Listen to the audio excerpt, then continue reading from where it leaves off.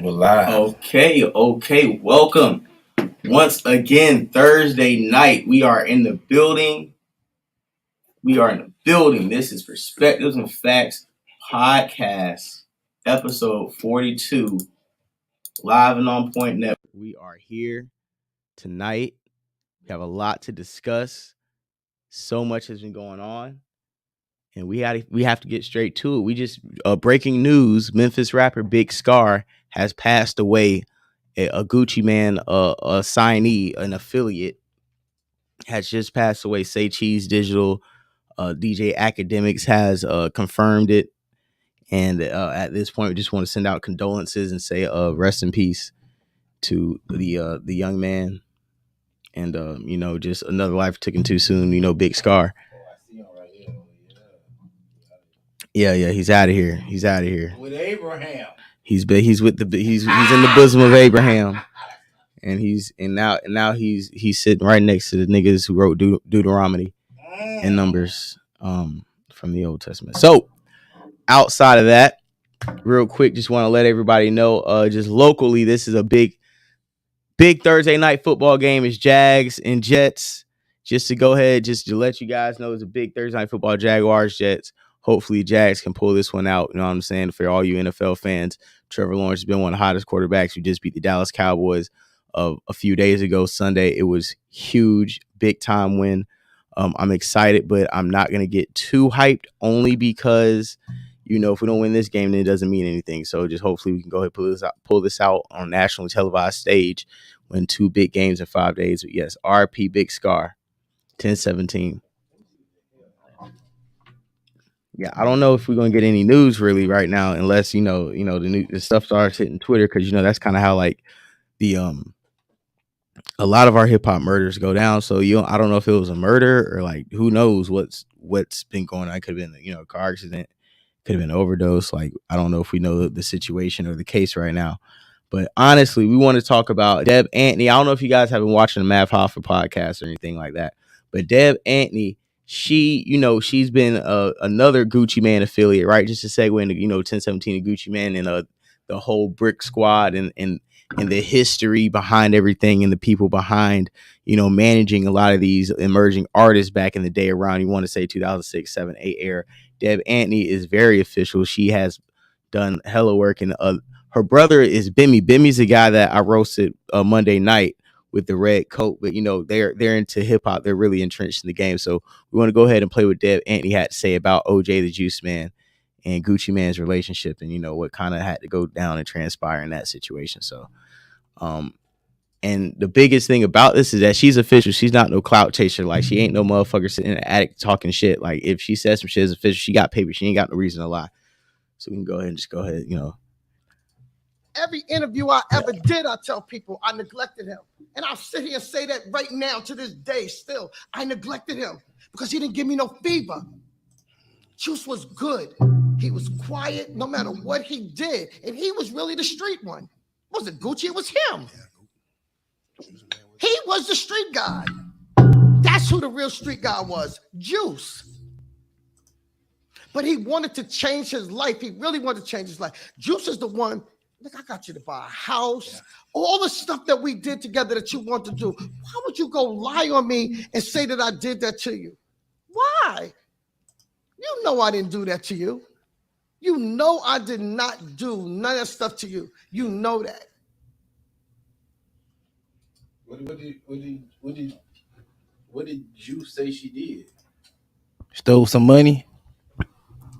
I guess he said she stole some money, but it was a clip before that one I could find on YouTube really quick. It was Deb pretty much was breaking down how she wanted to get OJ on. She wanted to get him like put on and everything, but Gucci Man was kind of like blocking and kind of hating on it. Oh, I saw that. Yeah. I want to get to that, because that's if you were tapped in during that era, OJ the Juice Man coming on, like, he was really legit. Niggas was fucking with OJ, but it just seemed like it got to a certain point where you stop hearing from him in a way, or like, I don't know, man, like people can say this when Gucci got locked up, but it's like, nah, man, because if he was really fucking with Deb Antney, you kind of to what she says and to the people around her, because she was managing Nicki Minaj also, And in this interview, in a way, the way she's been talking, it has been kind of an exposure of Gucci Mane in some sort of certain instances, because she talks about how Gucci Mane was allegedly upset that he couldn't, like slide on Nicki Minaj, and because of that, he kind of resented her and kind of treated her a type of way also, you know what I'm saying, within the camp. Nicki clip, the Juice Man clip. It might be. Let me check. Let me see. It might be in the clip, but I know she said both of those on the Math Hoffa podcast, and it was just the craziest thing about it. It was just the craziest thing about it. Cause I'm like, damn, like nobody really gets to say anything about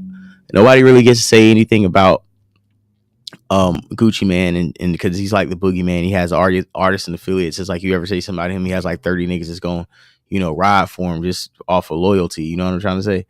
So it's kind of everybody treads light when it comes to Gucci Mane. But I think in this situation, go ahead. Everybody was talking about how Gucci Mane was putting them on, though. People looked at Gucci Mane as like somebody who was paving the way for a lot of those Atlanta niggas. No, that's what I'm saying. He has a certain level of loyalty. He has a level of loyalty where people are gonna always ride for him. You know what I'm saying? People are always gonna like. But I didn't look at him as, I don't know the inner scene, but it seemed like he was trying to help OJ the Juice Man out. But I really just feel like, to me, OJ Juice Man wave was just over. It seemed like to me, it didn't seem like OJ the Juice Man had more to offer than what he did. That's a good point. I can see that. Because if you got something to offer, it's like the same thing with Waka Flocka. Waka Flocka ain't had nothing to offer after Gucci Mane left. If you got something to offer, you're gonna be like Young Thug.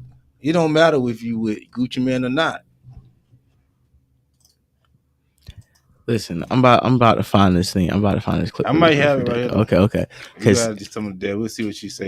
She slip up on it. Because it just kind of make more sense to me, man. Because I hear you, and I feel like that too. But it seems like he had enough hype. He had enough quality music, man. I'm not gonna sit here and cape for OJ. I just think it was the greatest rapper in the history of rap. I'm never gonna do that. But I want to hear how this nigga Gucci was hating. Because I feel like before, I feel like it's a lot of artists who be having labels, who be having other artists next to them that can be bigger than them, and they suppress their whole wave. So we can go ahead and get into this. Oh, real quick, you feel like OJ the Juice Man could have been bigger than Gucci Mane? I'm not saying in that particular case, but what I'm saying is sometimes when artists run labels, they have niggas next to them that can pop off too. And because they're afraid and threatened by this nigga might be able to surpass him, they be suppressing that nigga's wave. And I think it's a couple of instances when we've seen labels with that our artists ran labels where they had maybe a second or third in command that could have been the next up too. I'm gonna play this clip, but I'm gonna tell you who only label that I know that do that is Drake. It's the only label that I know suppresses his artists, to be honest. Not Gucci. Gucci let more niggas shine to me than Drake ever did.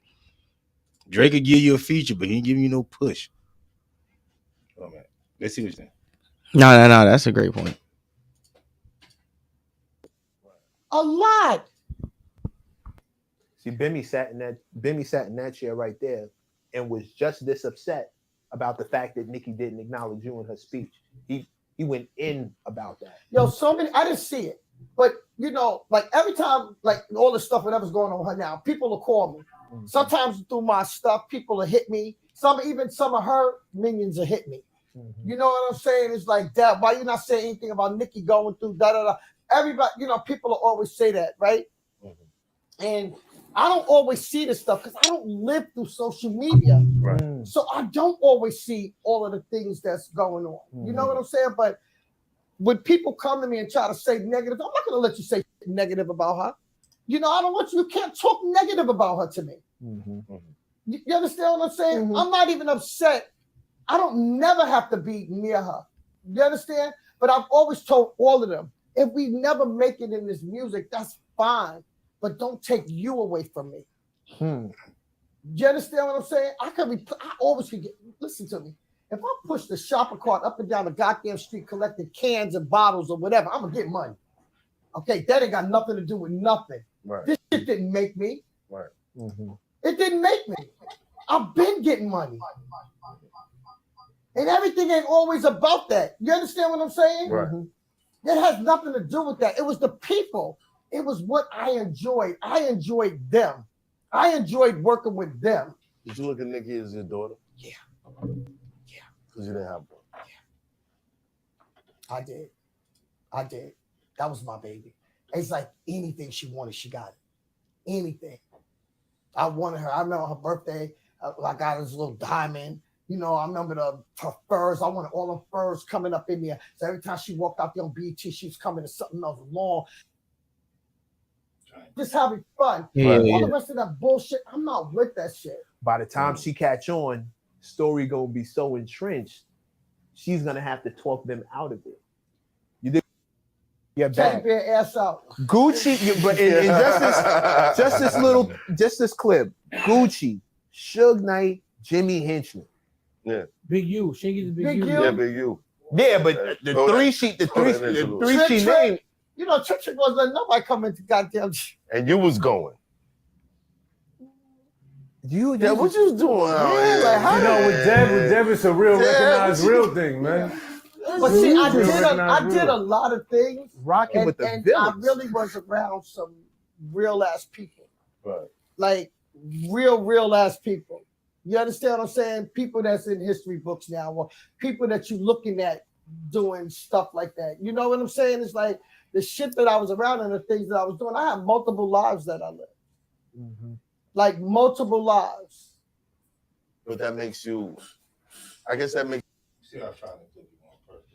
No, it's cool. I can even talk about that clip in a way. I think a lot of what she was pretty much saying is that people be probably want her to come either go in for Nicki Minaj or defend Nicki Minaj based off her affiliation and bringing her into the game. And her main thing is like, dog, like, I can never say anything bad about Nicki. Like, I done got money.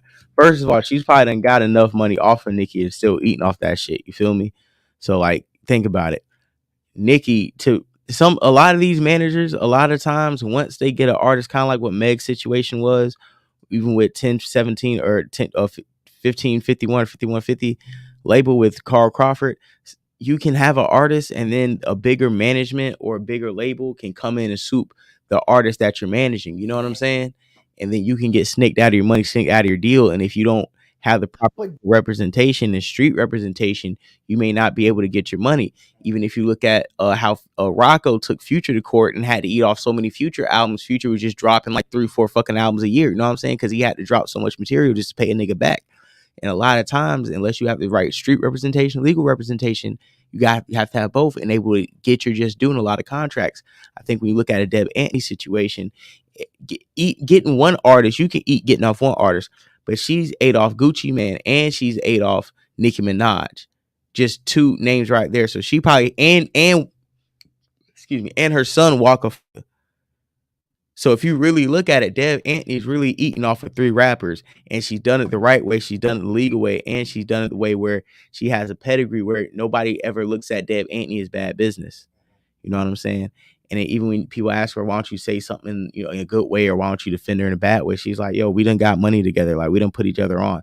Me moving up with her, like, ain't nothing. What you want me to say about her? Like, she's about, you know, lacing her with the gowns and putting her up on game. It's like, dog, like, what are we talking about? I didn't got too much money with a nigga to cross him over an opinion that you have. You know what I'm saying? So I you know, I could peep that. I can understand that shit. I got the clip you waiting for. Yeah, man. Hey, listen. Yeah. Yeah, you know, we got the clip. I want to hear it. Jadakiss is who really put him on. That's the man that looked out for him. And a lot of people don't know that. A lot of people don't know that. Wow. It was Jadakiss that opened the door for him. They think it was Gucci. It's Now, with that what was song that? he did with Kiss. If you real and you know it, clap your hands. Yeah. He was still the one that took him under his arm, honestly. And the beef with Gucci and how that happened with me and him, he was mad because I signed OJ. But he didn't want to sign OJ. He didn't want to sign Juice. So why was he mad? He didn't want him signed. He even told Darryl, don't sign him.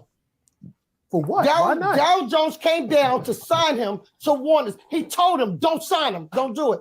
But I wasn't going to let Juice go and somebody else come and sign him and he was there with us and running around and doing the stuff. No, I'm not doing that. He didn't want him signed.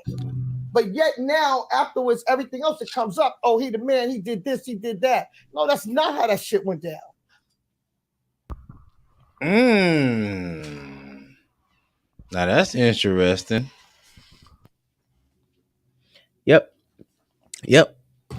That sound like the little Boosie and Ivy story. You ever heard that? Nah, I ain't heard that. What happened with Lil Boosie and Ivy? Some people say that little Boosie didn't want Ivy to get signed to Trill. Damn. And a lot of people say that's from New Baton Rouge say little Ivy wasn't fucking with Boosie before he died. Because when he was trying to get him signed to Trill, Boosie wasn't giving him the runaround. That's man. Going to this situation though. This is what I was talking about. Where what is he? He was riding with Jadakiss, right? Yeah, but I don't look at Jadakiss as putting him on.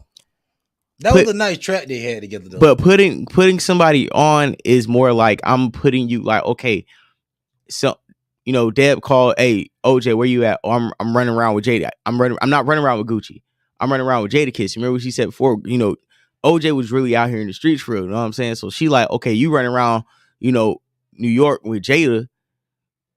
I already know what you about. Okay, Jadakiss is putting you on. Like, you know what I'm saying? He get you cool with the people you need to be getting cool with. You ain't running around with Gucci. You still doing your things. You still doing the work we expect you to put in, but you're not really running around with Gucci to do it. You running around with Jadakiss to do it. And Gucci probably peeping like, okay, he done got cool with Deb and a few niggas, so now he not even running around with me no more.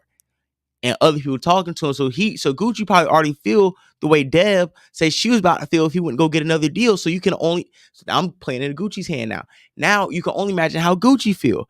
I kind of brought you around. Now you hanging with Deb, and now you hanging around with Jadakiss, and niggas is other labels talking about signing you and shit. You kind of about to excommunicate yourself, and you rocking Brick Squad and all that shit. That's like another beef about to pop off. You don't sign this nigga. You see what I'm trying to say? Yeah, but in Gucci defense, he was still a new artist himself. I don't think it was smart for him to sign no damn body at that time, to be honest. He probably was doing the right thing because he's not the Gucci man we see today. Like then, Gucci man was shaky back then. Like not really Gucci. What do you mean? Like back in 2009, 2008, 2008? Yeah, I didn't see Gucci man making it to right now. Gucci man, bro. No. Gucci man 2008, 2009 was like peak Gucci low key. You really can't get a hotter Gucci than 2008, 2009. That was peak Gucci man. You talking about the Wilt Chamberlain series, the Bird Print 3 series. You talking about that Bird Print 3. Listen, the fall of 2009, Bird Print 3 was the hottest mixtape until Wayne dropped No Ceilings like 3 weeks later, and then that took over. But Bird Print 3 with DJ Drama, that whole Wilt Chamberlain series, that's Gucci Man was at his peak at this time. That's why he can bring in an OJ. That's why he could bring in all them other niggas who was rolling with Brick Squad and all that other shit. Gucci Man at that time was the hottest he's really ever been. Niggas was really saying he was the hottest rapper from the South. You was living in the South. It was like Wayne, Gucci, Bootsy, Jeezy, really, you know what I'm saying? And that was really who it really was. It was T.I. T.I. Yeah, you could say T.I., but that, and you know, you could throw Ross in there, but Ross. It was but Trick Daddy still had a leg. Not, and when we talking about, it was a good 5. It was a good 5 starter. Plies was hot around that time too. Plies definitely was hot around that time too, but Gucci Man was just as hot as all them niggas at that time, to be honest.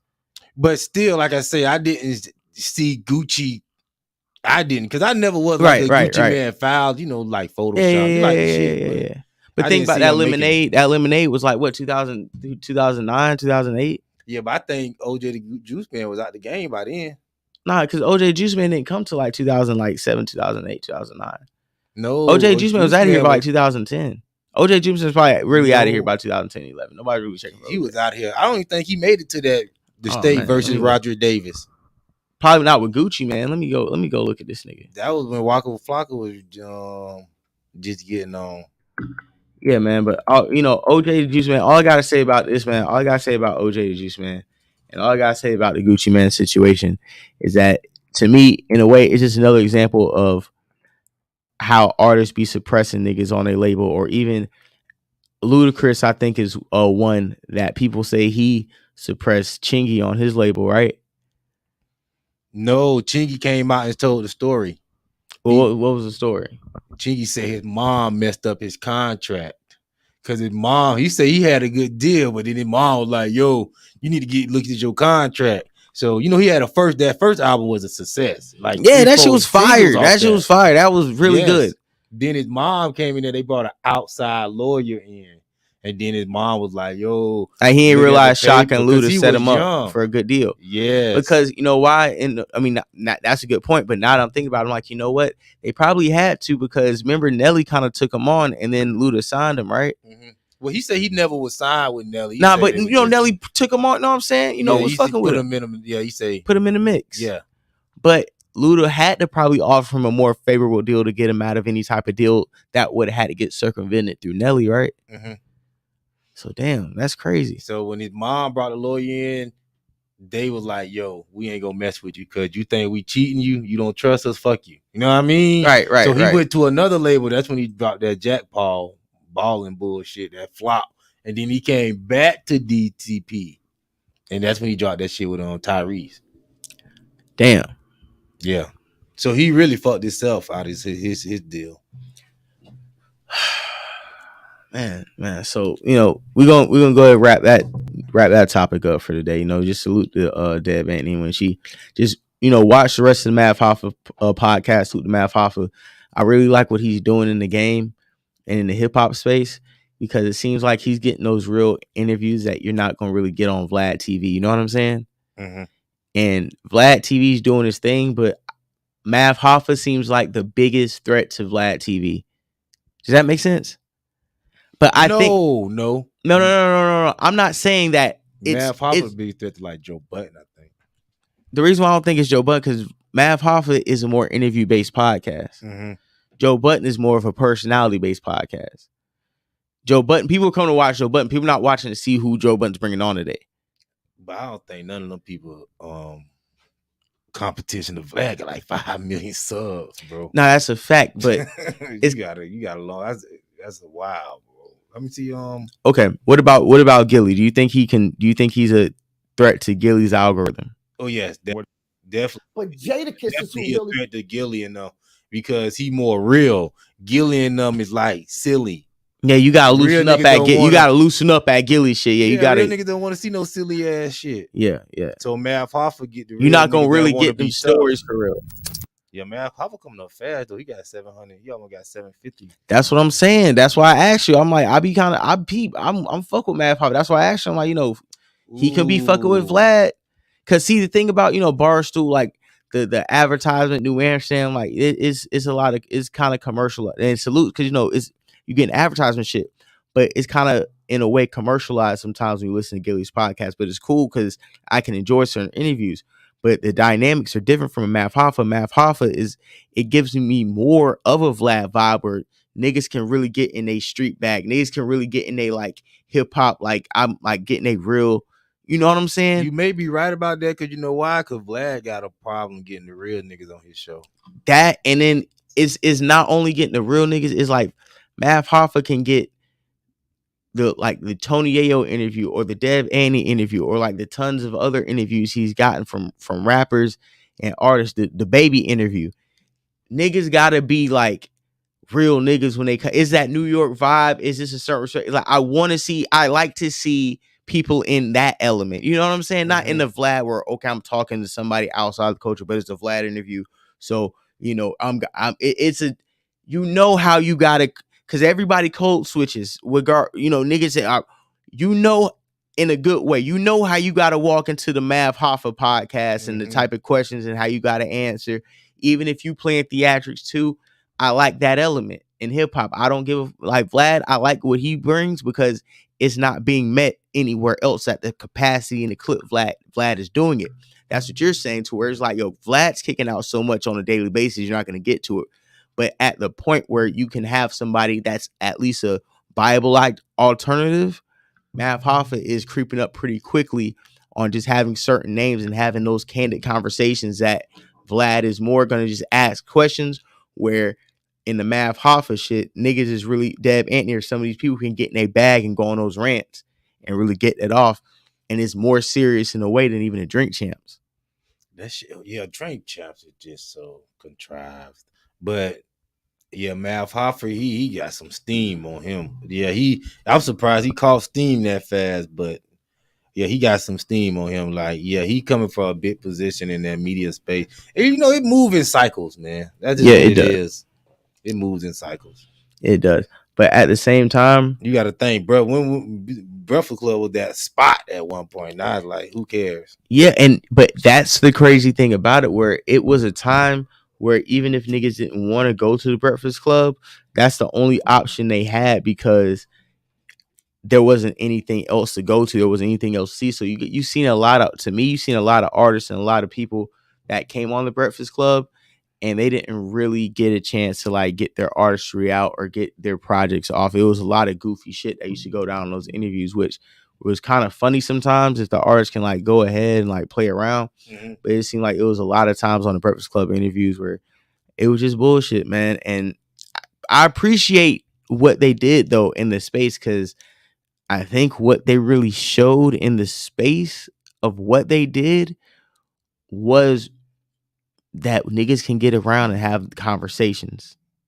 It was bullshit, but the people that went up there and disarmed them motherfuckers, Dame Dash, Fredo Bang, it's a couple of people ran circles on the Breakfast Club. It's crazy. I think now we can really have like the top Breakfast Club interviews and shit of all time. And to Dame me, Dash is the best. Dame Dash is the most. To me, it's the number one interview on the Breakfast Club history. I can clearly say that Dame Dash interview was a catalyst into altering the way I moved him the rest of my life. Yeah, I think that's the only Breakfast Club interview I ever saw where people actually start changing their damn life and their conversation. Every other video, like whatever, but Dame Dash, that was the. And when they talk about Dame Dash, and this is one thing that I don't appreciate, but they're never going to say it, but it's for us to say it. One thing they're never going to say about Dame Dash is that he has made a more positive impact on the black community than a lot of your favorite Negroes. I thought you were going to say then Jay-Z.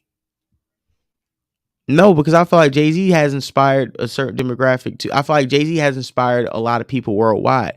But I'm giving Dame Dash credit for the Breakfast Club interview and after that, but the Breakfast Club interview sparking the minds of people to understand that if you're not owning something, if you're not going to be an entrepreneur, dog, you don't have anything, you don't have any legacy, you don't have anything passed down to. I think that changed Envy's life. I think that changed Charlamagne's life. I think that changed and Angela Yee's life. I think that changed everybody. Yeah, because up to that point, I think they had rocked everybody to sleep with the silly shit, and nobody really wasn't thinking about nothing. So after he came on there, then they start having the Boyce Watkins come on, the real estate agent come on. Envy started getting in his real estate bag. Charlamagne started. Oh, I gotta get the podcast network. It started giving niggas a different set of a different mindset, because they were really trying to play Dame Dash in their interview, and Dame Dash just came back and snapped back at him and was just like, bro, like, no, y'all not gonna play me. Y'all want to talk about y'all want to talk about, this is what I own. This is what I do. My son owns cookies. Oh, if you want to talk shit, oh, can you leave here and get this to your son? Oh, you can't. So you just a worker. Charlamagne, what you got to say? You just a worker too. Oh, Angela, you all you niggas. My son owns cookies, nigga. My son owns cookies. Yeah, nigga told them niggas, bro, you can't pass this down. See, people in here talk about Birdman. Salute Las Vegas Sport Talk. That was a monumental. The Birdman interview is pretty big too, because the Birdman interview was kind of reminding them niggas like, bro, like, put some respect on my name. And also, like, I'm not coming here to play with y'all, dog. Like what y'all got going on, man? Y'all ain't gonna use me as no punchline. And it did exactly what Birdman wanted it to do, because keeping it in a buck, nobody else as a direct media face outlet played with Birdman's name after that. Kanye West had a dope interview. His first one up there was crazy too. Yeah, but he can tell Charlamagne was trying to bait him, and he took that out on Sway like the next like 5 minutes, because he literally left that interview and went to go see Sway, and like he just took that out on Sway. Honestly, but that was a pretty good interview. But to me, that was one of the first interviews where Kanye started mentioning all those highfalutin white people that he wanted to aspire to be. And I look at it two ways. One way, it was like, hey, research these people that I'm naming and see how much they own and see how much money they got, bro. Like, We need to stop talking about we trying to get like 2 to 5 million and we straight, bro. We trying to own all this shit. So I think it was a double-edged sword. Certain people, the detractors, like, oh, Kanye's mentioned all these white people. Why don't he name none of these niggas? Because he's like, none of these niggas ever owned this type of shit. So you gotta aspire to be some these Bernard Arnault motherfuckers who own Louis V and everything that you niggas buy and aspire to be. He owns all of it. That's who I'm trying to get my paper up to. I'm not trying to get my paper to be up to a couple M's. I'm trying to get a couple B's. And he was 100% right. Now that we look at where we at now, it's like, yo, we don't own nothing. We getting kicked out of certain places. Like, yeah, he was right. So Kanye, in a sense, he had a great point. But at the end of the day, that was one of the best interviews. What was it? Lil Mama interview. That was kind of funny. The Mama interview was that was a cool interview. But I'm gonna tell you, he had the last hottest interview that hit the Breakfast Club. Who, 6ix9ine? 6ix9ine. Yeah, man. But that's an indictment on the Breakfast Club in itself. That was the hottest thing. After that, they ain't really had nobody hotter since then. Umar Johnson, he just blew it up there. Yeah, he did. But Breakfast Club usually. Honestly, the reason why Breakfast Club was so hot because that was the only black media outlet. Like everybody you see, Gilly, Math, any Charleston White. Like Charleston White would have been on the Breakfast Club by now if this was 5 years ago. But because Charleston White can go to so many platforms and they're gonna pay him to fly out and get on their podcast and give them numbers, he's not coming on the fucking Breakfast Club. It's like, why am I coming on? What am I coming on there to do if y'all ain't about to give me a bag? And if you don't give me a bag, like. I don't give a fuck. Charleston White charged 5 racks to do anything with. And speaking of give me a bag, the Cash App is in the bottom of the screen.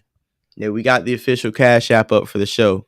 And make sure you get a like, get a share in. I mean, we just kicking the shit. We just got finished talking about OJ the Juice Man, and we talking about what else we talking about? Yeah, we talking about OJ the Juice Man. You know what I'm saying? Breakfast Club, the best interview. But I like that the media in that space. It's just too many platforms, I think. But what can you do, man? Like, I think honestly, anybody, if I had to give like advice to anybody trying to get into the media space, I would say you need to be more of a niche person. You need to be more of a niche personality than a niche platform, because a niche platform can be duplicated. You know what I'm saying? But like to get a niche personality, it'll be a lot harder to keep up and replicate. So I would just go ahead, you know what I'm saying? Everybody can try to do the same thing, you know what I'm saying? Nobody invented what I'm doing. This is all, everybody's replicating some type of blueprint.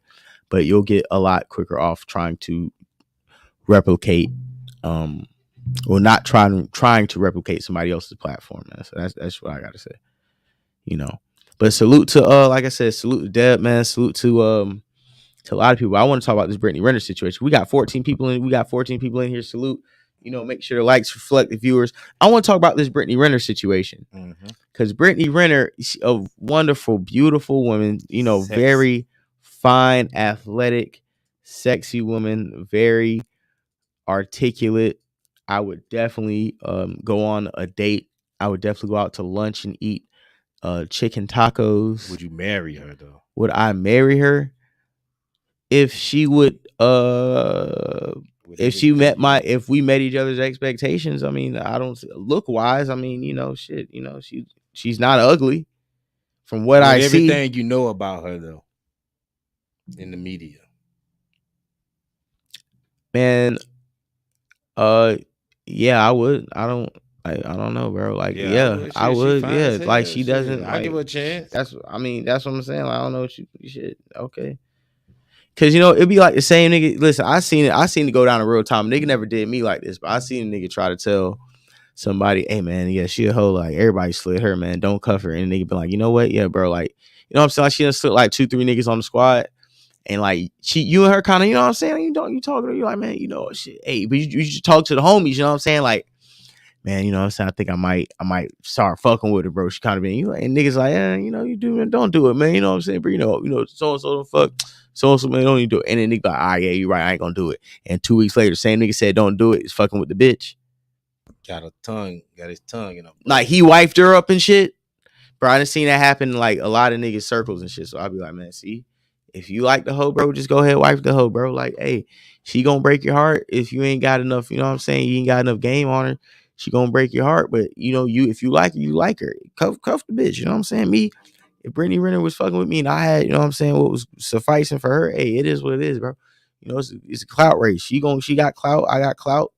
You know what I'm saying? It's transactional. You know, what the fuck? What we gonna do? Like, tell me what nigga wouldn't fuck with her, bro.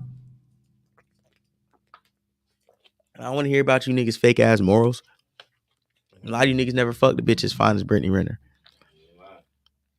That's a fact. So I don't even want to hear what niggas talking about. And that's like niggas saying I wouldn't buy the car on the showroom floor. Nigga, you can't afford the car on the showroom floor. Why are you telling me what you don't want?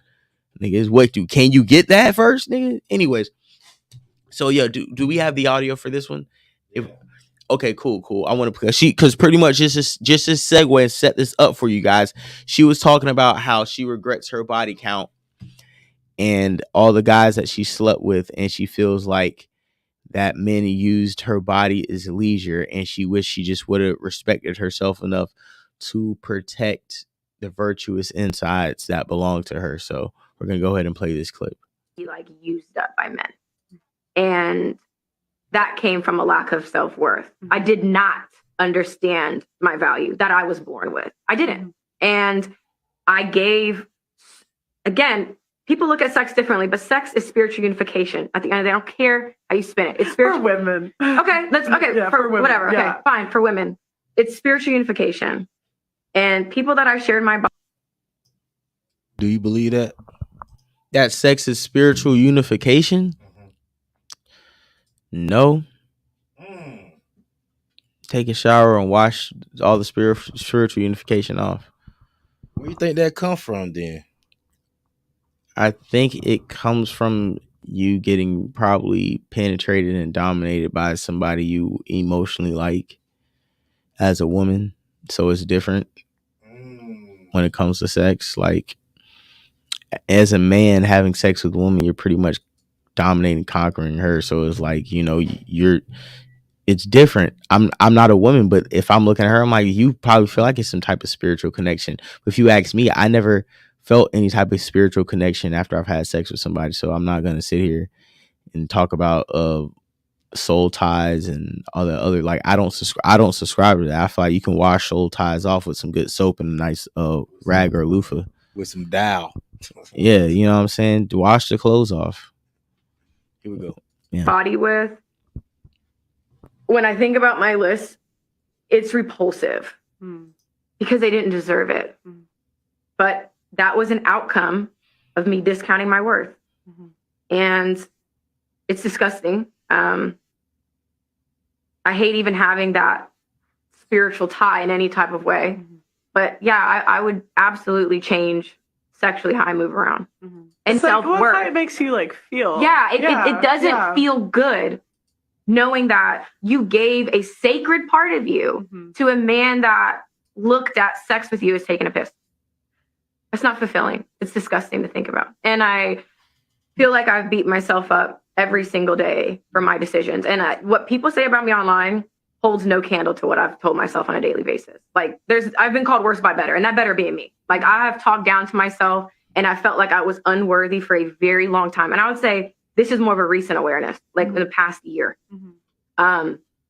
where I'm like, self-worth. How it makes you like feel. Yeah. It You have a caller? Yeah. Okay, let's bring him in. Who's calling? Who is calling in live? Yo, Merry Christmas. It's your boy Eric. Eric, Merry Christmas, man. Hey, happy win for the Chiefs, man. You know what I'm saying? Yeah, man. So I want to touch on this right here, right? So first off, let me tell you what has happened.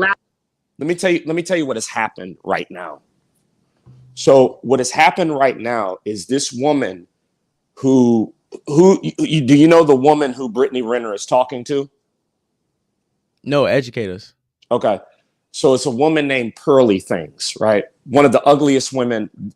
She should not be on the internet. She's one of the ugliest women I've ever seen in my entire life. I honestly don't even think that she's a woman. So let me tell you what has happened, right? What has happened now on the internet, and it's happened in a relatively short time, about six months, right? Right. 6 to 7 months ago, there was a guy named Kevin Samuels on the internet, right?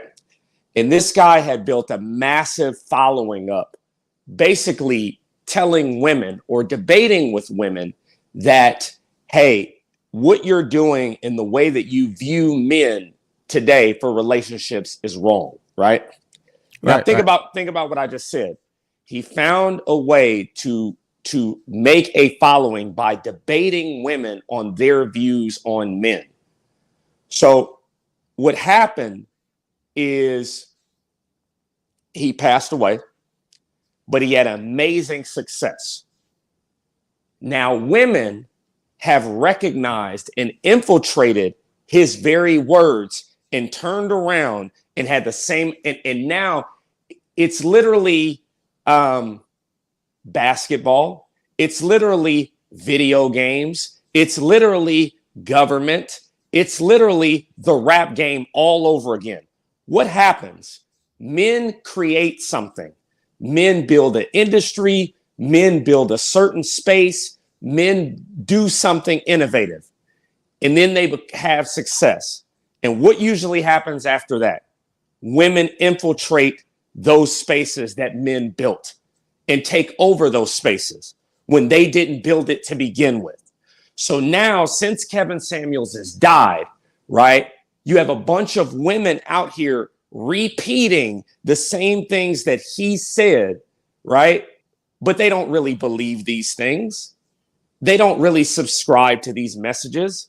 And they definitely hated him previously. So what you have here is you have this white girl who I like to say she's the girl from Get It On. Bring It On, the cheerleader movie, right? Yeah. How She they literally appropriated the Compton Clovers dance routine. Okay, and so what I'm saying, I'm right with you. So what you're seeing on YouTube is you're seeing a bunch of women now repeat the stuff Kevin Samuels said and get none of the same smoke. They'll repeat what Andrew Tate said. They'll repeat what Fresh and Fit said, but they won't get the smoke. They won't be banned. They won't have their channels flagged. They won't have the same amount of hate. Now, they don't believe the stuff that they're saying, right? Because we all know women are never going to yield the power that they gain in this society, right? So what they'll do is they'll try to debate and now arguing with women about what power they have become the new theater. All of this stuff is theater.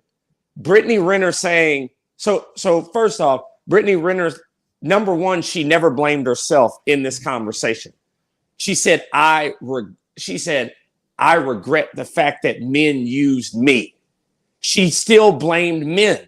She didn't take responsibility for what she didn't acknowledge the transactions that she either received or didn't receive. Exactly. From interaction with said men. Brittany Renner apologizing for what she's done is like white people apologizing for slavery. Number one, there's no way that you mean that. And number two, you're not willing to give up the stuff that you've gained for what you've done. So like it's all theater. And now Brittany Renner will have the opportunity to basically become a reformed hoe. And the reformed hoe will be the new hustle. I've learned the error of my ways. I know that I've used all these men, and I know that I've done all these things that are wrong, and I made all of this money, but now I'm sorry. And I won't experience any consequences for this, but please believe that I'm actually sorry now. And that's what you're seeing on the internet with Is it like a false sense of accountability? Like, I'm going to give you the options to tell me what I'm responsible for. I'm going to halfway accept accountability. Like, I didn't have decisions, or like every man that I came encounter with, I was misled by and sold a false sense of goods without admitting that you low-key were a clout chaser from the jump via the internet based off of the success you got by gaining followers and clout.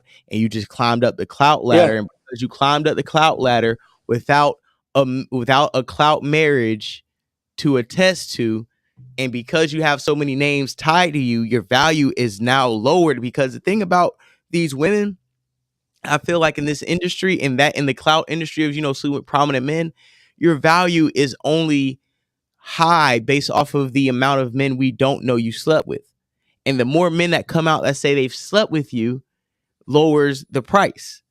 Especially if you don't have a product or a business behind you that's going to give you an equal amount of clout to have leverage in these types of, celebrity, based relationships. So a lot of the times I think the reason why it kind of dried out. Yeah, because if you look at how I disagree. I think hoes now are winning. No. It's not guy about winning, but with her, Colin Kaepernick, right? PJ Walker. We talking about Lil Uzi. There's a lot of people who's been affiliated with her to the point where, especially with the PJ Walker situation, it kind of made her take a hit because, like, okay, you're just getting pregnant by some, regular NBA player. It's not a lot of dudes who really gonna take you serious on that type of level. Like, you know what I'm saying? Cam Newton, in a way, think about it. You would think she would be the type of a chick who you would see Cam Newton date instead of Cam Newton just bringing her on a podcast and doing content with. But the thing now, she's got so there's no such thing as bad press, right? Right. She now, because even as a woman having a reputation, so how did Kim Kardashian get big? She put the sex tape with Ray J, yeah. Okay, so the idea that Kim Kardashian, to me, changed the game, because what happened is Kim Kardashian made it cool to be tossed around by everybody, and I don't think that damages your reputation anymore. In fact, for a lot of these women, I think it increases it. You're going to tell me now, Brittany Rinner going on these podcasts, I know that she's not going on there for free anymore. I know that she's more big and more popular now than she was, back when she was when she was dating Colin Kaepernick. I didn't even know who she is. Most people don't even know who she is now. Since she's getting ahead of the account, she's getting ahead of the accountability rebrand. Yeah. So now with all of this builds her name and her following even more. And so I don't think that what she's doing, I don't think she has her reputation. I don't think hoes being hoes damages their reputation anymore. I don't. It may have at one point in time, right? At one point in time, it may have damaged your reputation. But now with everything, right? Right. There's a guy on YouTube, his name is Ty City, and it's very interesting stuff. We are in a hoe economy right now. And I believe that, right? Now hoes are currency. Now, you go around, they call dudes incel, and it's like, because they value them based upon how many women they're with. And now hoes having a body count it's not a deal breaker for most men. Like most men right now, I guarantee you this. I hate to say this, I hate to predict this, but with the way all of the fake manosphere stuff, with letting all these women in, I can guarantee you that I'm going to predict it right now. Brittany Rinner is going to get on some Lifetime movie stuff and say, I did a lot of things in my past, and now I want to guide women not to doing the same. And Brittany Rinner will become the new Fresh and Fit or the new Kevin Samuels. That is my prediction, because that is what women are going to pull the Trojan horse and take over the manosphere. They're already doing it. They've already, dude. You know why? They've already done it. They've already done it. Let me just say this. You know why? Because it was a lot of fake ass niggas that motherfuckers let in the manosphere because everybody wanted some type of community that wouldn't get. See, it's not a lot of men committed to the manosphere. That's the issue with red pill and incels. It was too many incels getting in the game, trying to mask incelism as manosphere shit, and then because they finally got some women acceptance, perpetrating the manosphere, they let these women in. Whereas a lot of the red pill niggas is already getting hoes. That's why they can come back and tell you what the game is. But let me just say that I don't honestly think that they were trying to change the game. What are you doing if you're not trying to change the game? Are you really just trying to this became more about online debates than actually changing anything? Because if these guys, it's literally, this conversation is exactly what I'm talking about, right? It's literally white people saying, "Oh, I'm sorry for slave," or Israelis saying, hey, I'm sorry about what happened to the Palestinians, or Americans say, oh, I'm sorry about what happened in Iraq, or it's like, no, you're not. You literally have gained all this success from what you've done. There's no way you're going to tell me this woman would want to go back and get a degree and become a doctor, right? And go through a residency period of 11 plus years into becoming something, incur student debt, and go through all that work, right? When all she had to do was basically just become a hoe, and now she makes the same amount of money as doctors do. Brittany Rinner is now getting paid to go on podcasts. She's now getting paid to do appearances at clubs. Her name is all throughout the world right now. And there's definitely dudes and men right now are so desperate. Men right now are so desperate that they'll take a Brittany Rinner, right? It's men that have lost their principles in dealing with women. And now this type of stuff, right? Well, I'm going to debate you over the internet and put it on Instagram.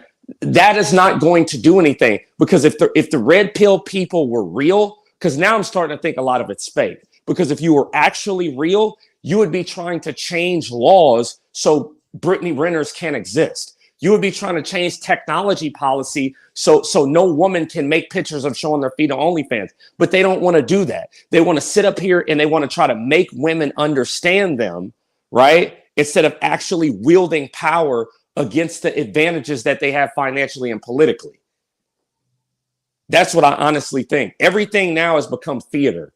It's just become theater. Like, let's debate these women. I don't want to say where I know you from, but it's kind of like a certain group of people online. You've debated women, you've debated women, you've debated women, you've debated women, you've debated women. Okay, now what? Are we going to change some laws? Are we going to change some technology? Are we actually going to take away their financial leverage? No. Take a breather, Eric, real quick. I think the thing about it with Brittany Renner, the situation is that she's able to rebrand herself, and the way this podcast game is going, the way this media game is going, she's gonna, just like Charleston White, a lot of people are gonna offer her money to come and tell her a whole redemption story. And to me, the reason why I say is nothing wrong with that, because it could be a lot more females coming out and doing the same thing, but they refuse to because they don't want to take accountability. And even if it might be a halfway accountability, at least she's taking initiative, because she was one of the main perpetrators of the whole culture the last decade. And for her to be one of the first ones to come out and say that she did not benefit off it, and she would like to at least be transparent about her experiences in it, I don't mind. You know what I'm saying? I don't mind her at all, because to me, she's not really, her message isn't really siding with the hot girl summers, not siding with the we can get 100 bodies and it's feminism because we are doing freely with our bodies. Like she's not subscribing to that. So honestly, if she can be another tool in the belt of traditional mindsets, concepts, and realities, you know what I'm saying, in society, then I don't mind Brittany Renner. Because if you can, I'm not asking her to come out and be the most perfect model of what you want a woman to be. But if she's going to take the initiative to at least speak against the thing that she used to represent, that's the least you can ask from her, right? No, because let me tell you why, right? If you're not trying to change that right there deserves another shot. But hold on a second. No, because it's fake. If I benefited from something, if I said, I'm sorry, right, but I experienced no consequences for what I've done, then that's something completely different. That's what that's going to. These women, unless the laws in the country, the laws in technology change, right, they're going to continue to do this. Why would they not use men? Why would they not take pictures of their feet and make hundreds of thousands of dollars a month? Unless you're trying to change that system, and there are several countries out there that have changed the system to stop people like this from existing. You saying, well, I'm sorry and you shouldn't do it, I would never leave an opponent of mine up to their own vices to do me the right way. I would never think that, well, if I just talk to them and tell them, well, you shouldn't do that because that is bad morally, right? and there's no punishment or consequence for that, I don't think on their own admission they're gonna do it. And that's why I think it's fake. It's literally, like I said, it's like a Tim Wise, like the white guy. Guys, I've benefited all this. My family owned plantations in the South, and I'm a millionaire man, but I'm so sorry for slavery. Like, what? But let me ask you, hold on, real quick.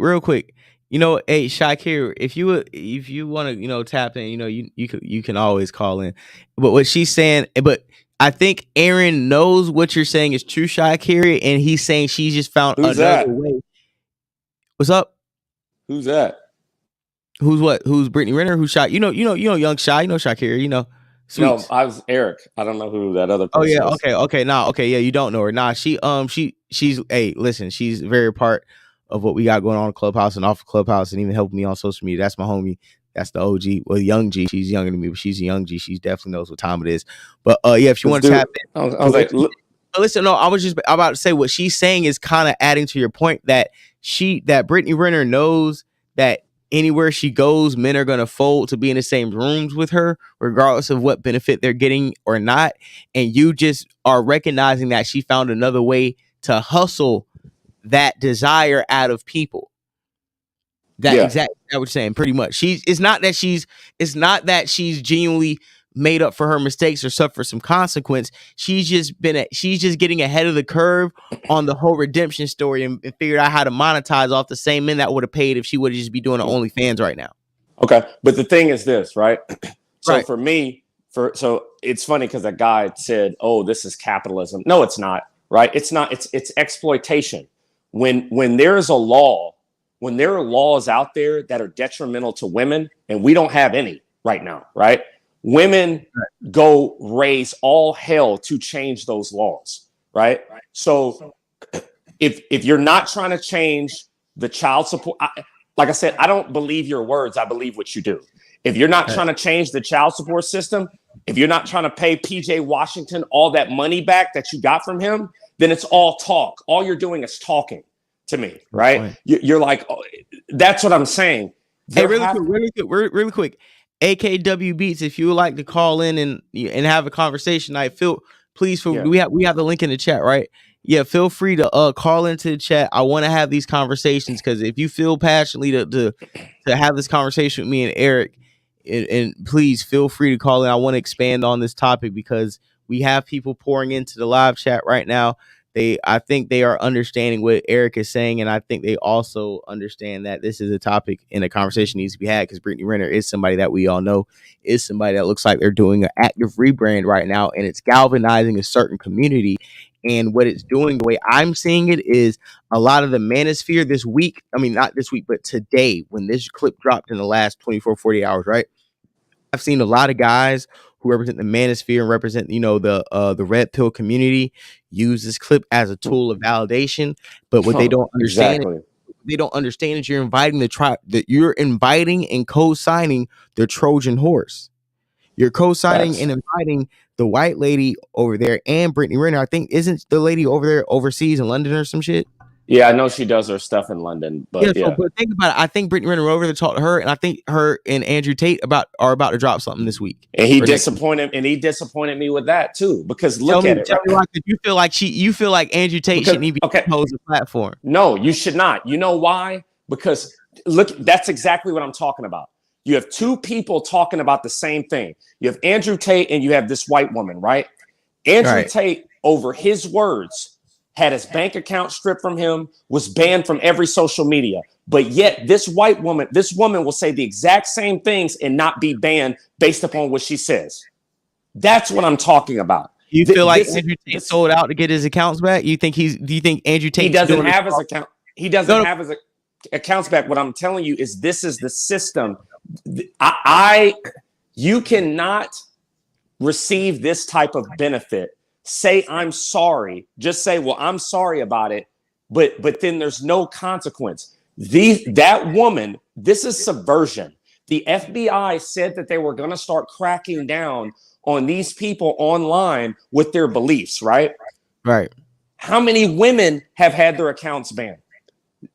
All these new manosphere women, they're allowed to be on YouTube. Sneeko, Andrew Tate, they're banned. Literally the exact same thing. So what is that telling you? That they're still trying to remove men by any means. And they'll allow women to say the exact same thing, and none of them will be banned. But why are they? Why do you think they're going to allow women to say the things a minute? You know why? Because it's subversion. They're agents. That's what I honestly think. It's all. Think about it. These women don't want to change any laws. No, let me play devil's advocate for conversation, right? I'm not disagreeing, but let me play devil's advocate, right? Just to expand on the conversation, right? What if they can say, well, we haven't found any extremist groups led by women that are excited by violent acts based off of the rhetoric that these women are spewing right now. Okay, so that's what they'll say, right? But we all know. Hold on a second. What was the you said no extremist groups led by women? Who led BLM? Good point. Okay, so the thing is, they'll call the men extremists. Women are doing the same things. And what's funny is when you look at who was burning a lot of the stuff down, when you look at who was doing a lot of the wild stuff during the BLM stuff, a lot of it was women. Then when you look up like the Antifa stuff, when you look up who was even if we look up after Roe v. Wade, who was doing a lot of the rioting and stuff like that? Who was going into churches throwing paint on people? It was women. So this idea, they're not going to see women as extreme because deep down they still view women as incapable. And I don't. I think women are very capable of causing problems. Okay. Hey, you know what? Now that you say that, this is a perfect segue into Mammy's Gone Wild. We have one Mammy in the airport that lost her kids and turned the airport upside down. And then you have the Mammy at the Walmart who held the lady at gunpoint and they had to gun her down to resolve the situation. Tell me which clip do you want to go into first? Let's go to Miami first. Let's go to the airport. All right, we're taking us to the airport. Soul Plane. Yo, listen, man. Listen. I can't wait till we get this clip up. If you're in this audience, before we play the clip, please hit the like button, share, subscribe. We have the official show Cash App, Florida Boy J 904 right here. Go ahead, tap in, donate to the show. Please support Black businesses. We do have the clip in the airport. Go ahead, J Doug. Let's go ahead, play it live and on point.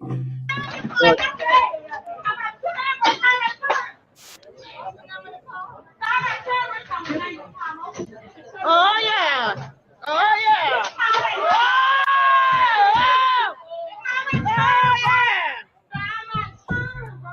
Yes.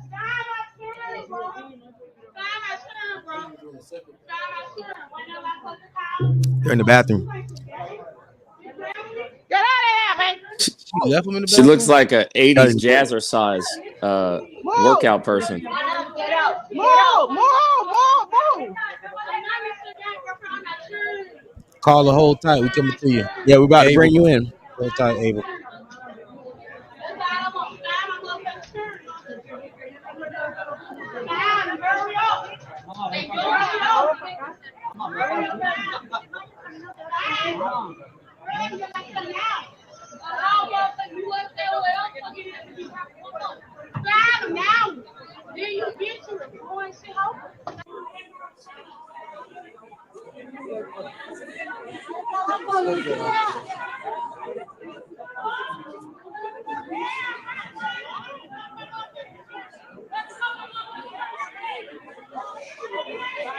That's why black women need a man with them.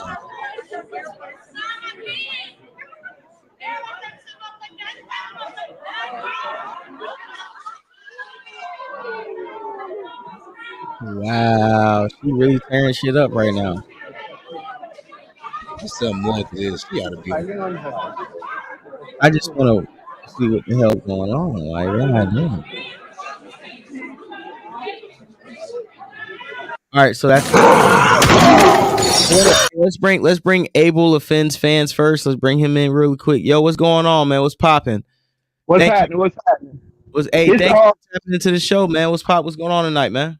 no problem, bro. You know, I'm at work. I'm enjoying listening to the show. I'm enjoying the conversation, man. Florida Boy J. So I'm AKW Beats in the chat, by the way. Oh yeah, you were the guy that was telling me this capitalism. no, hold on. Go ahead, Abel. Now, I didn't hear the whole entire conversation. Hold on, let me pause. I didn't hear the entire conversation.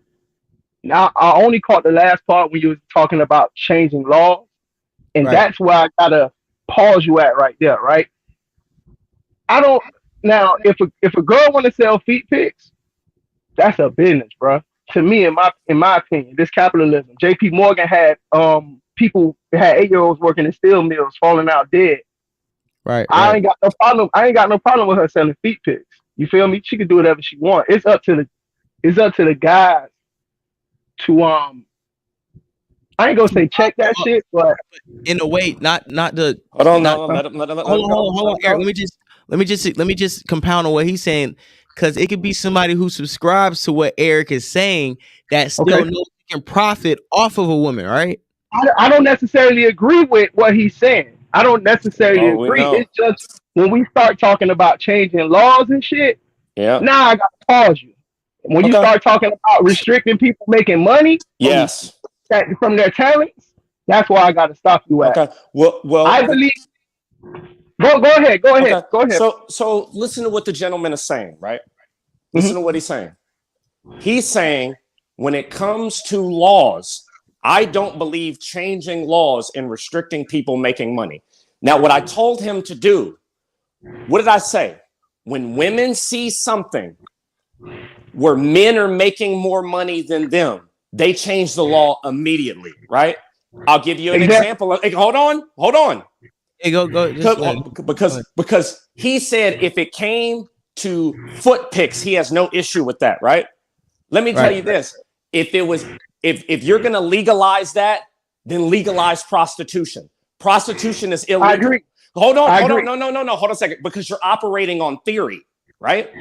You are operating on theory because you're saying, well, I want everything just to be free and everybody be able to make money.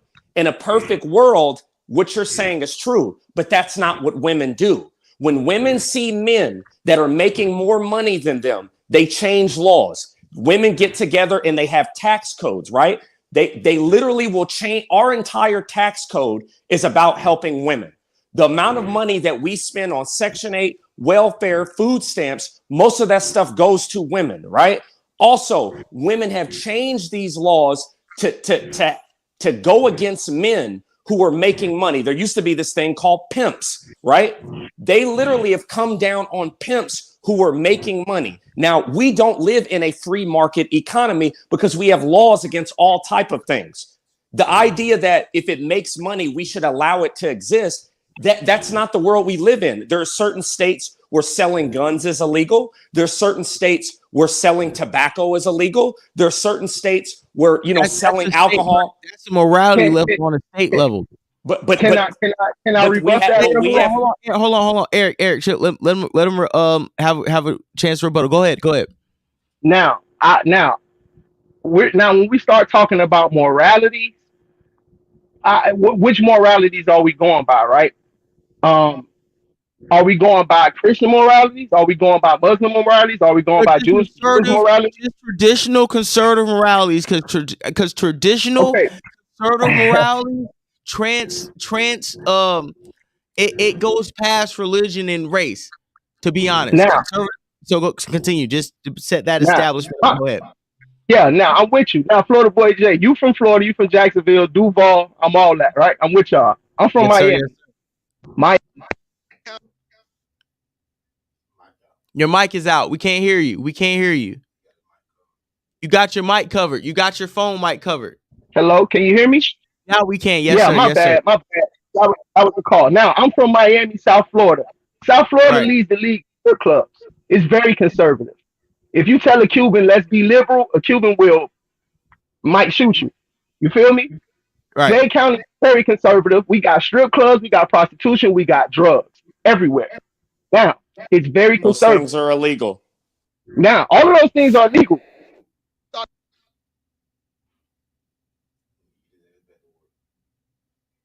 You covering your mic again? My bad. Somebody keep trying to call me, but Okay, yeah, really the point that I'm trying to. My bad. Really, the point that I'm trying to get at is that the feet pics and all of this OnlyFans stuff is really a symptom of the larger economy. If you don't have any skills, you're fucked, and that's why women are selling pics. Simple, period, point blank. Well, and what I'm saying is this: I'm saying that right now we are in something that exploits. I'm telling you this. I recognize the system, right? And this is what our system does. When a group of people see something that exploits them, they work within our government to change laws for their benefit. When it comes to only, okay, hold on, let me finish. I'm explaining the system, and I will tell you what I mean. Okay. Mm-hmm. So with this, I am a man. I am a male, right? I see that for my group, this OnlyFans, this strip club, this whole economy where I can basically get something for nothing, because none of this stuff is sex, right? You showing pictures of your feet is not sex. You're trying to figure out everything now is in women's benefit. Women have rigged the system to say, how can I get the most money with giving up the least amount of my body, right? I say this: if you're going to open it up, open it all up or shut it all down. We cannot have people who are getting halfway around here. Exactly. So if you are getting paid to make money taking a shot on camera for sex, then you should be able to get paid off camera for sex. Why does the camera make the difference? I'll tell you why. Because the camera literally allows a woman to exploit the most men and get the most with giving out the least. And then it also rigs the system to where it makes men have more desire for them than they've ever had.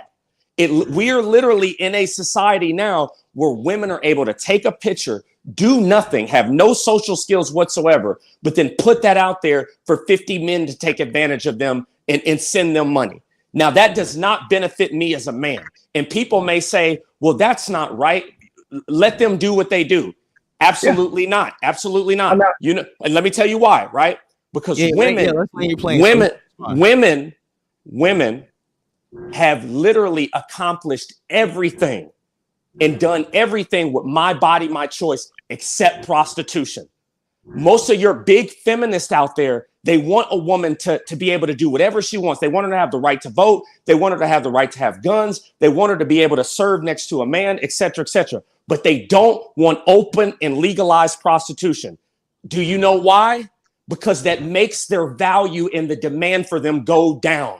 You won't be able to make $100,000 on foot pics if prostitution is open and legalized and decriminalized. You will not be able to do that because a man can literally walk down the street and get a woman that looks like you, and it doesn't increase the demand. So I say this: if we're gonna open it up, open it all up, and or shut it all down. That's my point. Yeah, you got the last word. Go ahead. Well, this is the last thing I'm gonna say because I'm at work, right? Yeah, for sure. Because I'm a working nigga, right? But for sure. Respect, man. Now, I hear you on opening up prostitution, but now let's go around the world and look at examples of them opening up prostitution and drugs. Let's go look at Holland. Let's go look at the Netherlands. I said prostitution. Not just prostitute, just sex work. So sex work in the Netherlands is not illegal. You can go in the red light district. You can get a girl. They have the same realities as we do over there. That didn't change anything for them over there. Women still doing their thing. Let's focus on the Americanized. But he's wrong though. No. Hold on. Let me put a bow on. I just want you to answer. No, I just want you to, because it's going to be an easier way to answer in this spectrum of. Tell me about the Americanized way of profiting off of halfway hoeing and not really selling the sexual experience and getting the same payment via the internet. Tell me about that. Okay. Well, this is what I can say about that, right? There's always been that thing, right? Pornhub exists, X videos exist, people always be getting their dopamine hits from looking or whatever. Strip clubs exist, right? Right. Right. I don't, like I said, I don't see a problem with the feet pics. I think it's about dudes controlling themselves. If you're not getting no sex, you're gonna have a hard time controlling yourself around these feet pic girls. Can I ask you a question? Just really quick, can I ask you a question? You purchased feet pics before, right? Nah. That's your thing. That's your thing, right? Nah. It's not. I know you keep because you just keep referencing feet pics repeatedly. Because that's the first thing that's coming to my head, and that's just a base of reference. Cool, that's just a base of reference to make a point. Go ahead. You gotta ask. Go ahead. That's really. I mean, it could be anything. That's just the main thing that I see that women doing is feet pics. I saw a girl selling dirty underwear. I remember the girl that farted in the jars and shit. Remember that shit? I feel like you're telling me things you've purchased before. Or things that because you know when the shit when you implicate you into doing this shit with you. Ain't nobody think about no dirty draw. Hey, yo, listen, if you act right overnight, that's your business, my brother. I'm just trying to get to the bottom line of the halfway hoeing and how Brittany Rinner and a lot of these women are changing the narrative and the way they presented themselves and to try to still, like I said, halfway hoe or change a narrative into I'm some reformed hoe. But at the same time, I'm really hijacking a narrative from the manosphere and from people like Kevin Samuels, and that was a safe space for men to refine themselves. Now we're finding more women trying to be the spokesperson of a message that should be coming from accomplished men. And I think that's the issue that we're going to have. This isn't nothing new. People came in People came and hijacked the Black Panthers movement. They came and hijacked their message. If people seeing this working, they're gonna go over there. Right. The women gonna go because they know dudes is gonna look at them. Dudes tune in to look at them. So that's what they're gonna do. And they're gonna agree. You read the comments. People, my queen, you're so beautiful and all this shit. The face, the easier it is to sympathize and to move goalposts for a pretty face, pretty much. Exactly. And I'm gonna get out of here on this. I think the problem, I'm not even gonna say the problem is so nuanced, it's not one thing. But what I'm gonna say, a part of the problem is that men, we gotta start controlling our motherfucking self, man. For real. Like, and we're not gonna have good outcomes if you don't. Okay. And a part of that control, right, is unifying and rallying for your group. Oh, real quick. Women operate as a team. He's about to go back. He's about to go back into work. I just want to go ahead and sign him off real quick. Hey, listen. Hey, call in anytime you feel like it, bro. I appreciate you calling into the show, adding to the conversation, man. You have a great day at work, bro. Salute, man. Be safe, bro. The problem with what he's saying is once again, the idea. I don't think a woman, and this is me, right?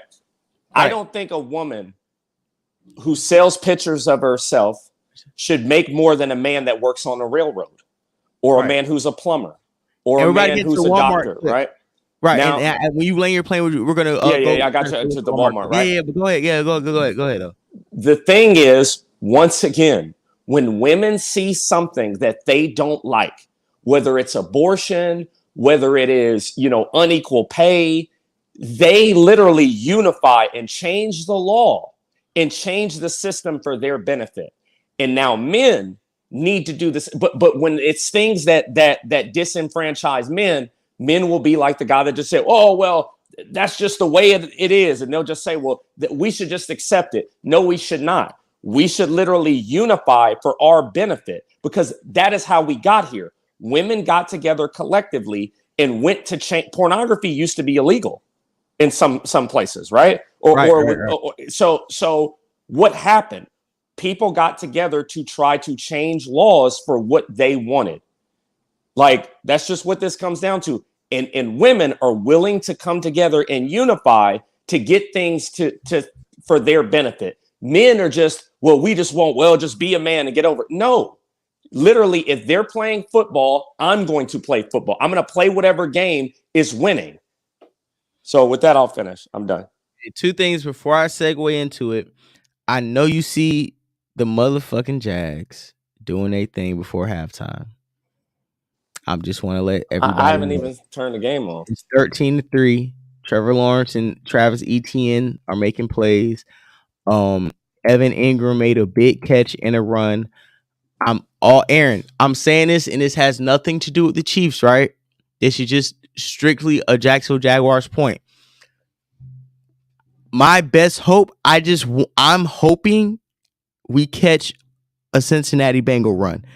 I'm just hoping that. I'm not saying it's gonna happen, but like or New York Giants run, right? You know, when it's coming to the playoff, the last stretch when teams start cooking with grease, we look like the most viable team cooking with grease. But I want to go ahead and play the Mammy stick up in Walmart, and she had to get gunned down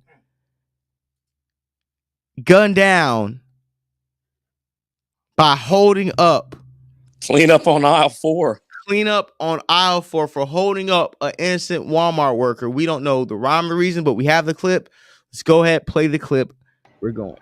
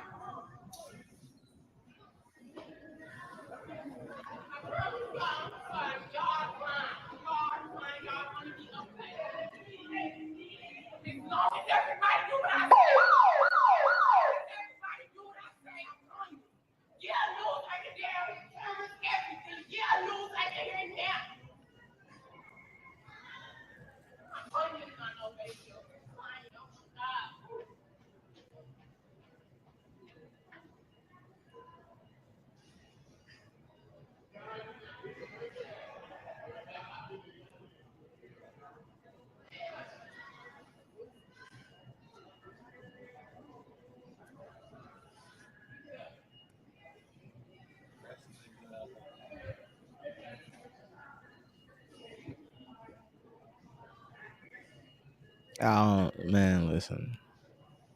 When somebody pulls out the peacemaker, you better get in the spirit of obedience. I don't know why niggas acting crazy like when niggas pull out that gun. The spirit of obedience don't overtake your body. Bro, all right. I ain't testing you. I'm just saying, like, it's easy to listen, man. The way she talking and slipping, I could catch her slipping.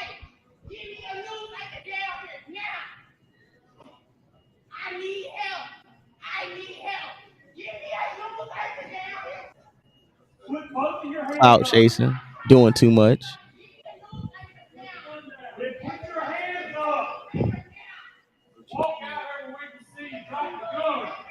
That's why they laid her down. You ain't ready to die, bitch. Your goof ass ain't ready. Get me the news anchor now, bitch. You trying to get a ransom note off? Why do you need a news anchor?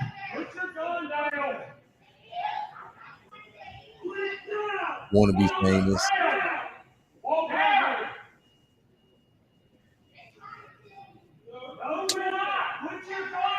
Bitch, you got a gun. Step out here and we will. Get out here and put the gun down. Bitch thought this was set it off. This thing shit a tornado. Bitch thought this was John Q. Nah, they don't have the video of them. Oh, you know they ain't. Hey, listen, we've been looking for that all day. Did they lay her down? Show it. Yeah, they did, but you can't find it. Yeah, go ahead, Eric. Let me know what do you think about that video and then the connection between that one and the airport this weekend. You know, it's typical behavior. I mean, this is just typical behavior, man. I mean, at this point, I'm kind of numb to this. You know, I really am numb to seeing this because it's expected at this point. You know, it really is. It's expected. So I don't know what to say. I mean, I know that both of these women experience consequences, but this is just wild behavior, bro. It's so close to Christmas. What are black men at?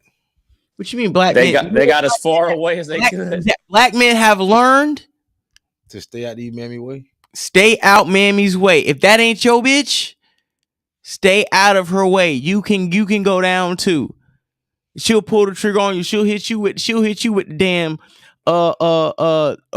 flight log check-in. You need to stay out the way.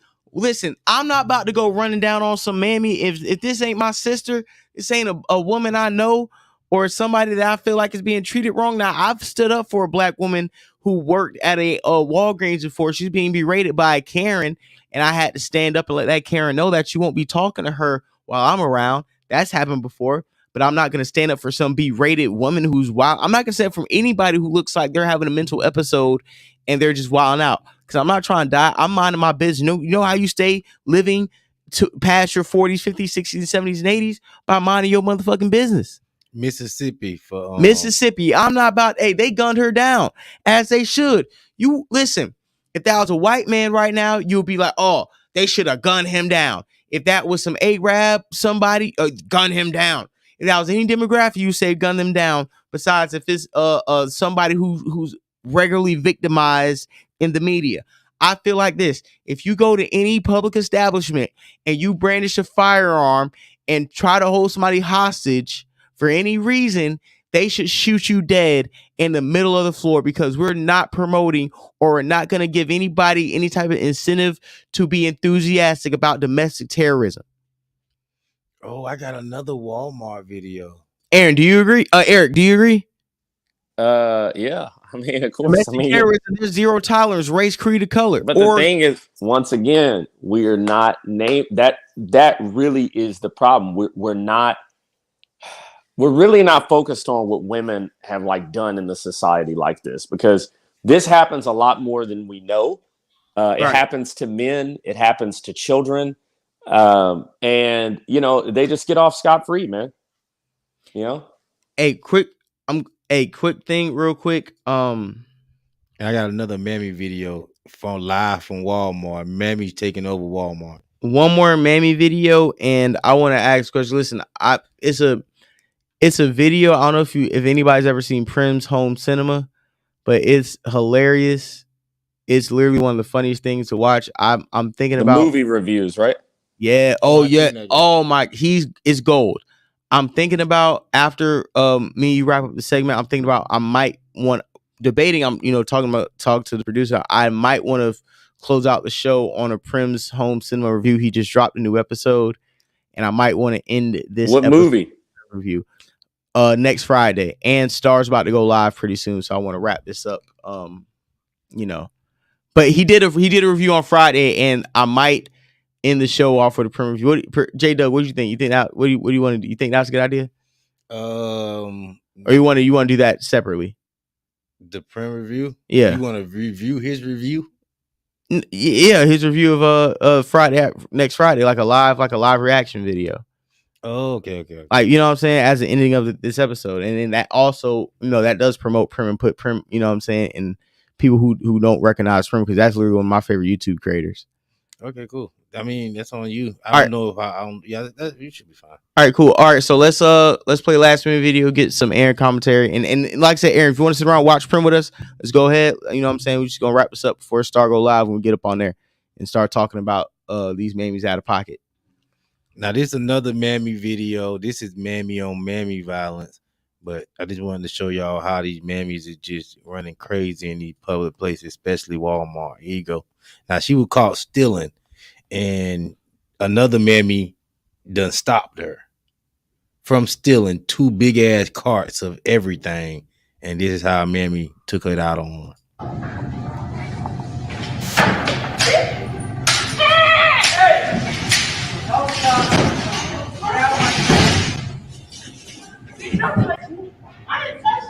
And was she trying to be the employee of the year, saving these carts? People trying to get their shit for Christmas, and she's trying to fight and save for the carts, and now she's getting beat. They're trying to protect the carts.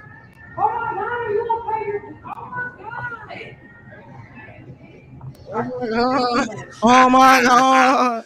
That was hey. So what do you think about that, Aaron? What do you think about Eric? What do you think about the lady getting beat trying to protect the groceries from a store that she doesn't own, trying to be employee of the month to make sure she has job security? I mean, like I said, dude, I'm kind of like, I really feel bad for that lady or what I just saw. Like, people don't understand this is violence. We don't know if the other woman was a mammy, but like people go through. When she in between them two cars, Eric, come on now, you know that's a mammy. That's a mammy. That's a wild coon. She passed out. Are you talking about the woman that was being beat as a mammy?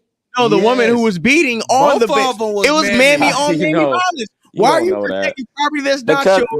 Because hold on a second. Beating property that you didn't buy. Look, and she sat there and took that beating for massa. You know Man, that's a man. mammy. Stop it, She took a beating from another mammy. Okay, listen, all I'm saying is just like when I see stuff like this, I'm just so like I'm so over it, man. Yeah, like man. You know, I really think about the guy who just came on, right? The guy from Miami. If men wanted to stop this, they could. How? By unleashing their manliness. And you know what I'm saying? I don't want to say it on stream. Okay, hold on a second. Travis Etienne could destroy that woman. But that's what I'm saying. The problem is men are not they're unified. If a man hold on a second, let me say this. If a man jumps into that and body slams her, there's going to be a bunch of other men. Men are not unified. Women are. If let's take this. A man jumps in and stops that. And stops it in a very manly way. Stops it physically. Right? Right. Other men are going to jump in and say, well, that's too excessive. You've done too much. This is all being allowed because men think that women should be able to operate freely. No, men have been prohibited to operate on women to establish and maintain structure. Who's prohibiting them? By the feminist and the pro-woman agenda. Exactly. Men need to recognize these women. Men walk around with this dual nature about women. They see stuff like this, but then they still treat women as a damsel in distress. Like when you said mind your own business, if men tomorrow all minded their own business, then women like that would not exist. But guess what? You've been ran up on that mammy. You've been put her down, and she like you never know. It's a Pookie and Ray Ray. That's okay. Well, hold on a second. But that's what I'm telling you. Okay, hold on a second. That's my point. Now, if a man does something to a woman, right? There's an issue with that. But when women do stuff to men, there's not the same type of just walk away or we'll just let them operate like that. There's a difference in how the groups operate. People have to realize that gender is real, right? And when I say that, men have got to start rallying for their group the way women rally for theirs. That's just what this comes down to. I was telling somebody about this earlier, and I know FPJ got to keep it moving. But men is not going to do that because men, most of the part, look at other men as competition. So they do it in the Middle East. They do it in China. They do it in Russia. I know, but let me tell you what, in America, if I get this man off the chessboard, I can get his bitch or I can get his money. That's how we think in a capitalist society. We're not unified, but we don't live in an ultimate capitalist. Everybody keeps saying a capitalist society. We don't live in that when you have all of these laws against free market economics. But I get what you're saying. But even within competition, right? But the thing is this, that's not, if you're conspiring with somebody else, that's not competition. It's exploitation.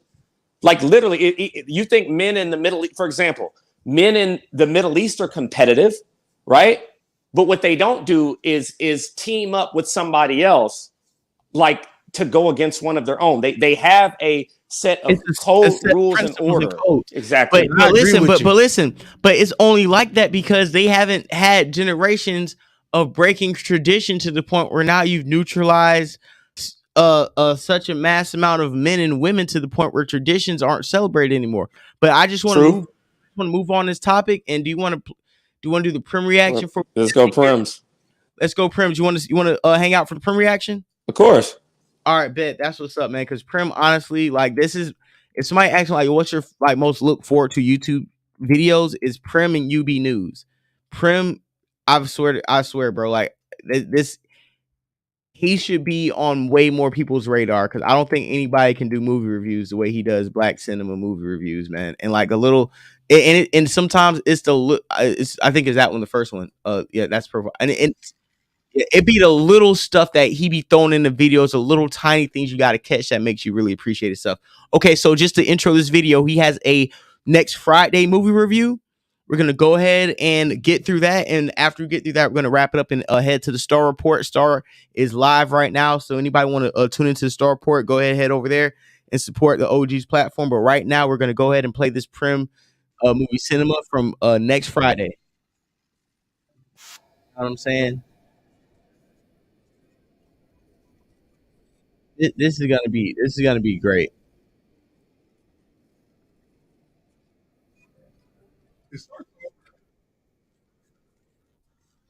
Early 2000s, Reggie Pack, him and Ice Cube. The smoke starts turning into opening credits or something now. It's pretty terrifying. Imagine if that really happened to you. New Life presents a real nigga movie. Yeah. Hey, that motherfucker. Listen. Fair use. Ice Cube then starts narrating, of course, a hood movie. You know the deal. He recaps everything that happened on the previous Friday. Has it only been a week, bro, since the last movie? That don't seem right. It's not really the next Friday, is it? I got shot at for the first time. And I finally kicked Debo's ass for the first time. Debo ended up going to jail for about 4 years.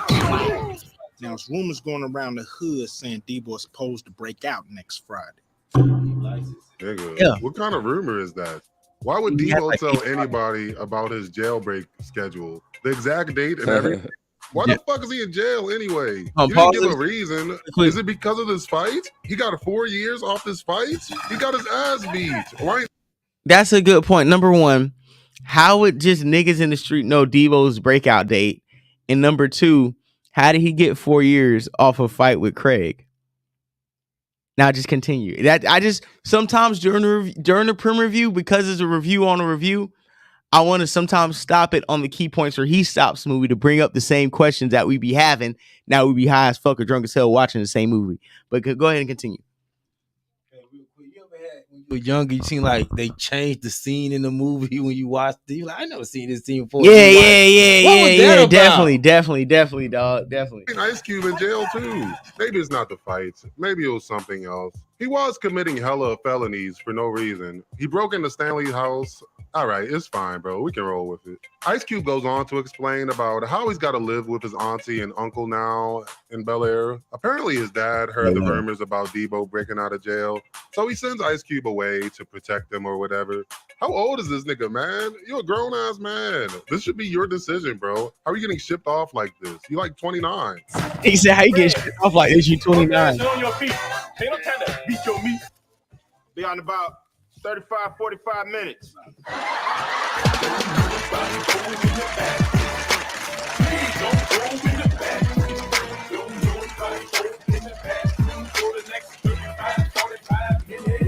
They get man, that's even. crazy. That's room slips and falls and some doo-doo. Oh my! Now he got doo-doo all over him for the rest of the movie.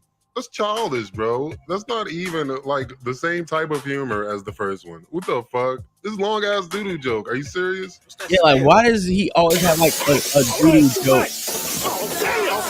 Thing. Why does Craig's dad always have a shit joke for like the first 2 Fridays? It's not really that funny.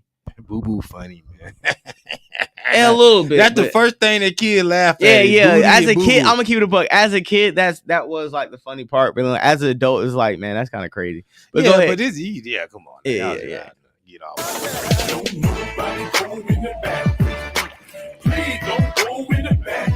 Become that dog drunk. Shut your mouth. Down there show the whole movie. About to fade to black. Hey, stop! Debo and his little brother, Sticky Fingers, ambush the car and they try to get a rematch. She point a rematch. Bro, You wanna just... go change your clothes. Go get some food or something. Regroup. I'm pretty sure breaking out of jail wasn't easy as it looked. It looked pretty easy, actually. All right. This Macaulay Culkin ass escape. So real quick, we just want to preview the Prim's movie review. You know what I'm saying? Like we're probably gonna still do like a live reaction later as like a separate segment. But like I said, man, we just want to go ahead and wrap this episode up. Hey yo, Eric, I really appreciate you tapping in today, man. Like we really had a great conversation, especially when we have other people calling in. And it's not that other app. It's not that other app where you just got like weirdos like trying to tap in for clout and trying to. Yeah, no, I like the guy that tapped in. It was cool, bro. I mean, he had to go to work, but no, it was definitely a constructive conversation. So yeah, man. So hey, on some real stuff, like I said, man, I appreciate it. And anytime, like I said, you go live, you got anything popping off, please let me know, man. Because this is me doing this is just I remember a couple months when we just had that conversation and the things when you were talking about, and I just hope that you can kind of see that. Bro, it'll happen, bro. All you got to do is just keep being consistent, and they're popping off anyway. Like your stuff is getting, it's definitely getting the views or whatever. So just keep doing it. Just stay consistent. So definitely, man. I'm gonna holla at you. All right, bro. Merry Christmas, man. Best. Hold on a second. Let me plug something real quick, right? Hey, absolutely. Hey, man. I want to just say this. Shouts out to one of the best holidays in the world. Second best, right? Easter's number one. Shouts out to the savior of the world who came to sacrifice himself for us all 2,000 years ago, my friend. So, I mean, I know Christmas is about giving gifts and stuff like that. Remember what is really the reason for the season. So, and with that, I'm going to holler at y'all later. All right, man. Stay tight, man. Merry Christmas. Right, peace. Yeah, man. So, like I said, I just want to wrap up this show's episode 42 of Perspectives Facts podcast. I really appreciate everybody tapping in. I really appreciate everybody subscribing. Please, we probably think I got like 1 or 2 more subscribers to hit 21. Even if we don't hit it tonight, we're gonna hit it regardless. Thank you for everybody tapping in. I'm gonna stay consistent. I'm gonna stay being in your face. I got about 2 to 3 clips dropping a day, so you'll have one in the morning, one in the afternoon, and one at night. You know, this is just awesome at the fact that we've got a community in here. We got a section. I want everybody to go ahead and tap into the Star Report. I'm about to call in there live, and we're going to talk about the Mammy's going wild. And I just like, once again, before we log off, I want you guys to have a wonderful and safe holiday. Thank you for tapping in. We'll be back here Monday. Yeah, Monday. We'll be back here Monday. Give you same time, same show, same place, same energy. And you guys have a wonderful and safe night. And please, please, please tap in and subscribe to the Star Report because we're about to transition and go live over there. Thank you. You guys have a wonderful night, man. And make sure you hit that Cash App at the bottom of the screen. Absolutely. People. Live and On Point Network. Let's go.